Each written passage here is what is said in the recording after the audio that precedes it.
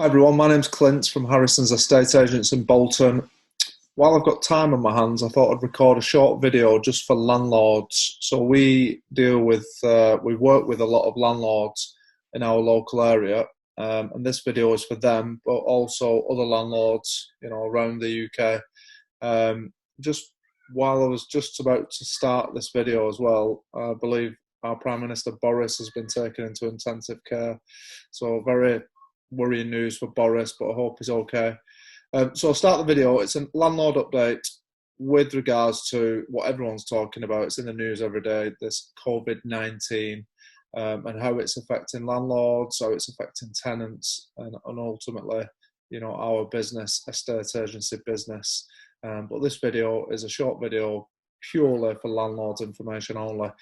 So I wanted to start by talking about rental income and tenants who don't have the ability to pay their rent due to loss of income, being furloughed, or potentially have lost their jobs or business. Our first point of call would be urge the tenants to pay their rent if they can in full. That's what the advice we're giving to all our tenants. We'd urge them to pay the rent where possible. There is some tenants who can't pay the rent, physically can't pay the rent because they've not got the money, they've not got their income. We've not got this 80% from the government yet. I believe that's the end of April. So what we're doing at the minute is speaking to a small number of tenants, really. Most tenants have been paying on time in full, but a small number of tenants, we're trying to support them as well. So we're organising with the tenant and the landlord potentially to, in the first instance, discount the rent for a period while this virus and lockdown is happening.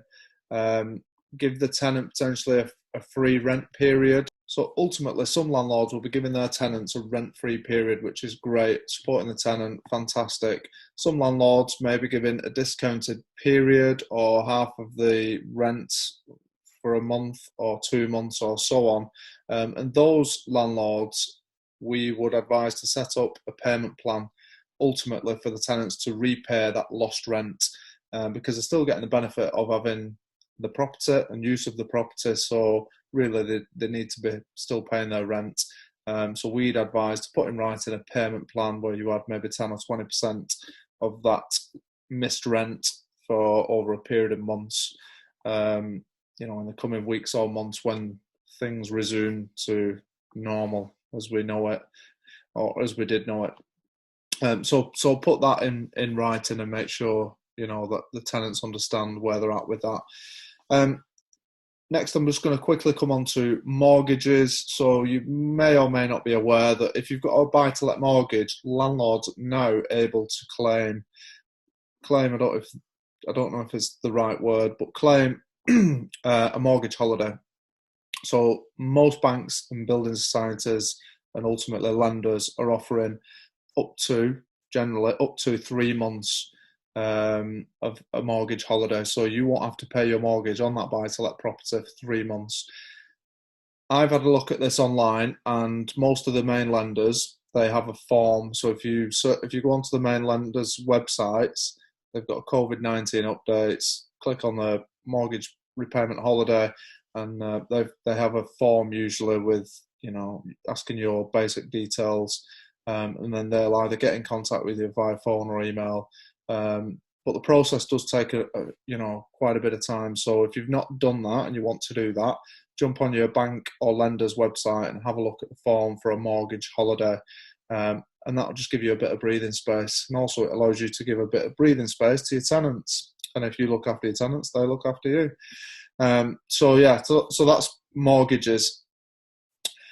Thirdly, quickly, property visits.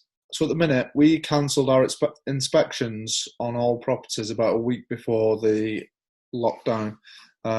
So these weren't deemed essential, and we just put them on hold until we return back to work full time. Check in and check out of empty properties or tenants that are moving out of properties or potentially moving into an empty property. So we have been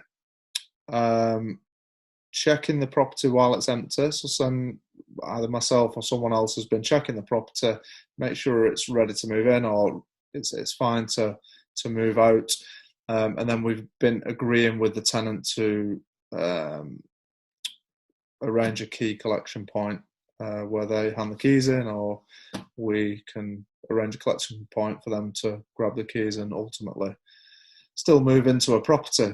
So essential maintenance, if there's a boiler failure, electricity failure in a property, a lot of our tenants are contacting us via email, Facebook Messenger, and we're trying to organise maintenance teams that are still working to get these jobs done if they're really urgent. Anything that's non-essential, we're just not organising at the moment due to the social distancing measures that the Prime Minister brought in.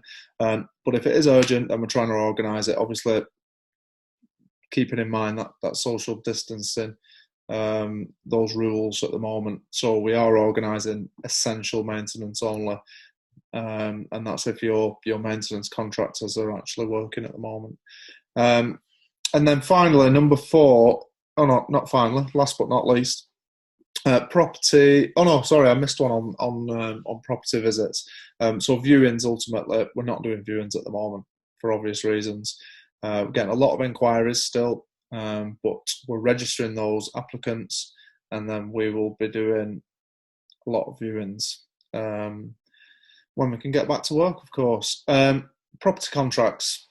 Property contracts. So at the moment, if a property contract is up for renewal, we are letting this roll onto a rolling contract until we can get back in the office, we're fully operational, and then we can get these contracts drawn up for tenants, for everyone to sign, landlord, tenant, and letting agency.